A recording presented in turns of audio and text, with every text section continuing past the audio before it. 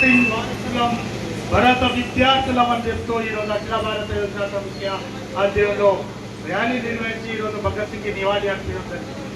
ఈరోజు ఈ కార్యక్రమానికి ముఖ్య అతిథిగా వచ్చేసినటువంటి మన ఎమ్మెల్యే భారత కమ్యూనిస్ట్ పార్టీ రాష్ట్ర కార్యదర్శి సాంబశివరావు గారికి ధన్యవాదాలు తెలుపుతున్నాం. ఈరోజు అఖిల భారత యోజన సమైక్య భగత్ సింగ్ వారసులుగా భగత్ సింగ్ ఒక వ్యక్తి కాదు, ఒక యువకుడు కాదు. భగత్ సింగ్ ఒక సిద్ధాంతం. భగత్ సింగ్ ఆనాడు జైల్లో ఉండి ఈ దేశంలో మహిళలు ఎట్లా ఉండాలి, కార్మికులు ఎట్లా ఉండాలి, రైతులు ఎట్లా ఉండాలి, విద్యార్థులు ఎట్లా ఉండాలి, యువకులు ఎట్లా ఉండాలి, ఒక సిద్ధాంతాన్ని అందించినటువంటి గొప్ప మహానుభావుడు భగత్ సింగ్. ఆ రోజు భగత్ సింగ్ మార్క్సిజం లెనినిజం కి అట్రాక్ట్ అయి ఈ దేశంలో సోషలిజం కలగలిగినటువంటి వ్యక్తి భగత్ సింగ్. అట్లాంటి భగత్ సింగ్ చేస్తున్నటువంటి ఒక సిద్ధాంతాన్ని చూసి ఆనాడు ఉన్నటువంటి బ్రిటిష్ రాజ్యం కూడా భయపడి భగత్ సింగ్ యొక్క రోజు ముందే ఎవరి కమ్మానికి ఎక్కించింది.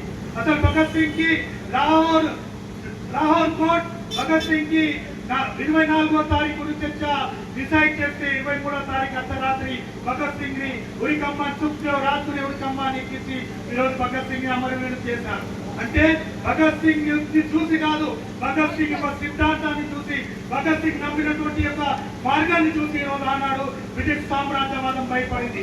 అదే సిద్ధాంతాలను తీసుకొని, అదే మార్గాన్ని తీసుకొని, అదే ఫిలాసఫీ తీసుకొని ఈరోజు అఖిల భారత యోజన సమైక్య భగత్ సింగ్ చనిపోలే, భగత్ సింగ్ ఇంకా బతికే ఉన్నాడు. ఈ అఖిల భారత యోజన సమైక్య ఉన్న వరకు, ఈ భూమి ఉన్న వరకు, ఈ ప్రపంచం ఉన్న వరకు కూడా ఈ సిద్ధాంతం ఈ భగత్ సింగ్ బతికే ఉంటారని ఈరోజు అఖిల భారత యోజన సమైక్య ఈరోజు ఈ వర్ధంతి సందర్భంగా అందరినీ పిలిపిస్తుంది. ఇట్లాంటి ఇదే ఆశయాలతోని భగత్ సింగ్ కలమైనటువంటి సమాజం స్థాపన కోసం, సమాజం స్థాపన కోసం మనందరూ కూడా ముందుకు సాగాలని ఈ అవకాశం ఇచ్చిన మనందరికీ మరోసారి విప్లవం చేస్తూ ఇన్కిలాబ్ జిందాబాద్, జోహార్ భగత్ సింగ్.